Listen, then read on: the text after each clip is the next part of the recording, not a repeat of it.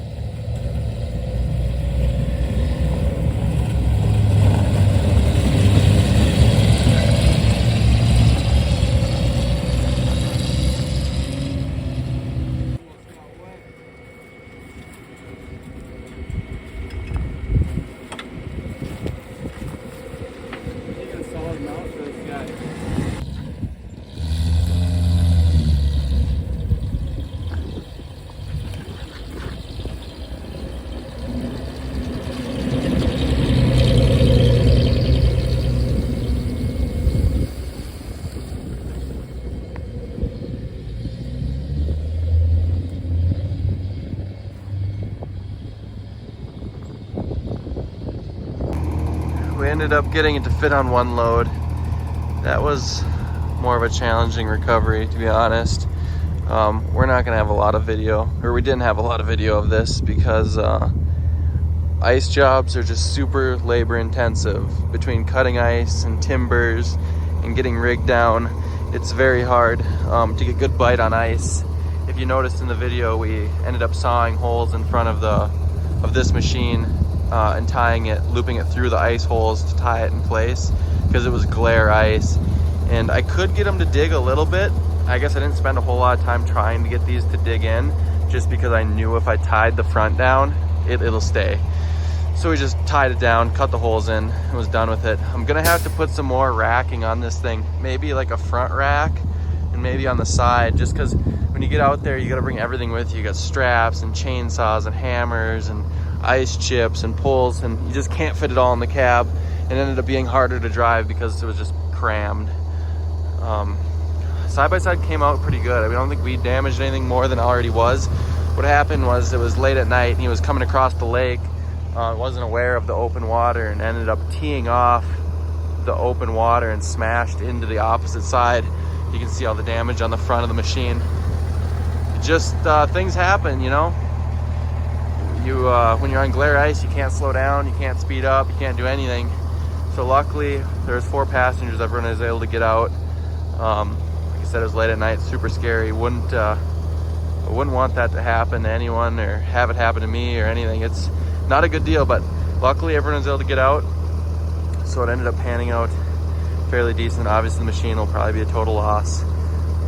We'll unload it in the shop tonight before we bring it to the dealer tomorrow, just so it doesn't freeze up, just because I'm sure it's obviously pumped full of water.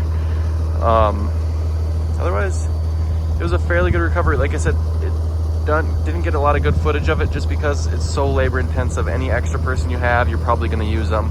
You'll see in the video there's people fishing, so we're kind of work around them, which was all right. And believe it or not, they were still catching fish as we were sawing in the ice. They didn't even matter. They were still pulling fish the whole time we were there, which is pretty crazy.